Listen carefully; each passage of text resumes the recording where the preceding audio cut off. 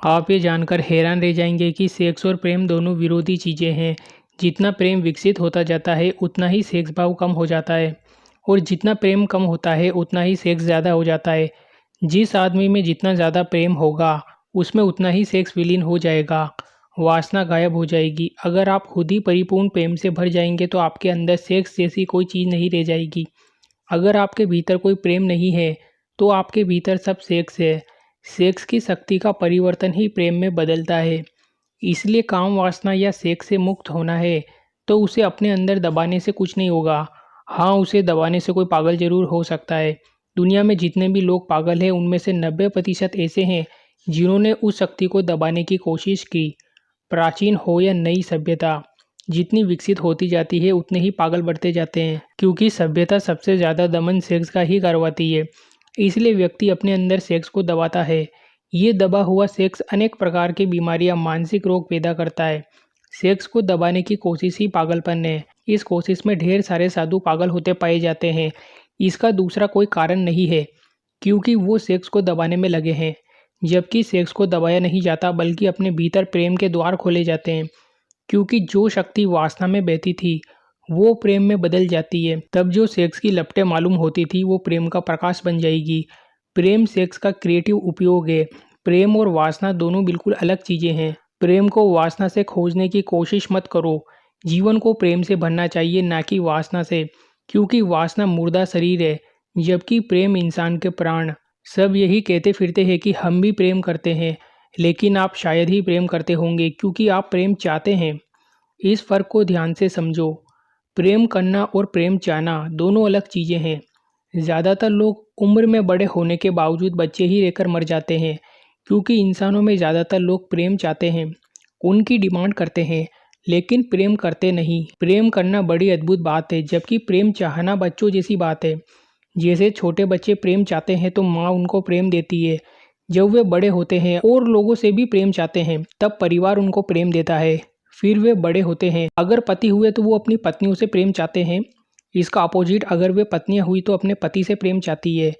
और इस संसार में जो भी प्रेम चाहता है वो दुख झेलता है, क्योंकि प्रेम चाहा नहीं जा सकता, प्रेम तो केवल किया जाता है। चाहने में ये पक्का नहीं होता कि वो मिलेगा या नहीं मिलेगा, और जिससे तुम चाहते हो वो भी तुमसे चाहने की सोचता हो तो बड़ी मुश्किल हो जाएगी। तब तो दोनों ही भिखारी हो जाएंगे और मिलकर भीख मांगेंगे। इस दुनिया में जितना पति पत्नियों का संघर्ष है, इनमें यही एक कारण है कि दोनों ही एक दूसरे से प्रेम चाह रहे हैं, लेकिन देने में कोई भी समर्थ नहीं है। आप चाहते हो कि आपको कोई प्रेम करे। जब कोई प्रेम करता है तो बड़ा अच्छा लगता है। ये किसी दूसरे का प्रेम करने का भी वैसा ही है, जैसे कोई मछलियों को मारने वाला आटा फेंकता है। आटा वो मछलियों के लिए नहीं फेंक रहा, वो मछलियों को फंसाने के लिए फेंक रहा है। वो मछलियों को चाहता है इसलिए फेंक रहा है। इस दुनिया में जितने भी लोग प्रेम चाहते हैं वो तो बस प्रेम को पाने मात्र के लिए आटा फेंक रहे हैं।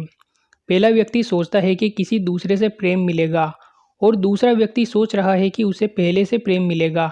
दोनों ही एक दूसरे के पाने के लिए बस आटा फेंक रहे हैं और भूल में थे कि उन्हें किसी और से प्रेम मिलेगा।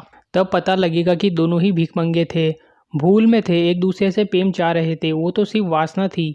थोड़ी देर बाद पता चलेगा कि कोई किसी को प्रेम नहीं दे रहा था, तो उनमें संघर्ष की शुरुआत हो जाएगी। दुनिया में मैरिज लाइफ नर्क बनी हुई है, क्योंकि सब प्रेम मांगना जानते हैं, देना कोई नहीं जानता।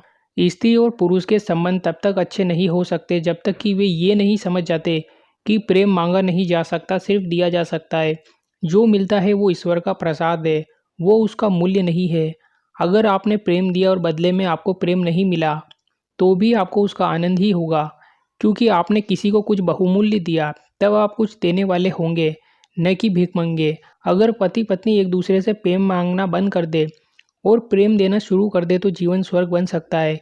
ये प्रेम की अद्भुत बात है कि जितना ही वो प्रेम देने लगेंगे उतना ही उनकी वासना विलीन हो जाएगी। तब सेक्स की ज़रूरत महसूस नहीं होगी। मनुष्य के जीवन का 90% हिस्सा जिस चक्र पर घूमता है वो सेक्स है, परमात्मा नहीं है। वे लोग तो रियलिटी में बहुत कम है जिनका जीवन परमात्मा की परिधि पर घूमता है। मनुष्य के अंदर सेक्स एक बड़ी शक्ति है जो उसको गतिमान करती है, चलाती है। इस वासना की शक्ति को ही प्रेम की शक्ति में बदला जा सकता है और यही शक्ति परिवर्तित होकर परमात्मा तक पहुंचने का मार्ग बन जाती है। इसलिए वासना का धर्म से गहरा संबंध है, क्योंकि वासना की शक्ति को प्रेम में बदलकर ईश्वर को प्राप्त किया जा सकता है। ब्रह्मचर्य वासना को दबाना नहीं है, बल्कि उस वासना को प्रेम में ट्रांसफर कर बदल देना है। वही शक्ति जो नीचे की तरफ बहती थी वो ऊपर मस्तक की तरफ बहने लगती है। वासना की शक्ति प्रेम की तरंगों में बहकर मस्तक तक उठने लगे तो परमात्मा तक पहुंचने वाला बन जाता है। वही तरंगे जब नीचे की तरफ बहने लगती है तो संसार की तरफ ले जाने वाला बना देती है। प्रेम से ही परिवर्तन होता है, इसलिए प्रेम करना सीखो, प्रेम चाहना बंद करो। आप इंसान हो, इसलिए आपके अंदर कुछ तो रहेगा ही, चाहे वो प्रेम हो या वासना। बस वासना को प्रेम में बदलना होगा और मैजिक शुरू हो जाएगा।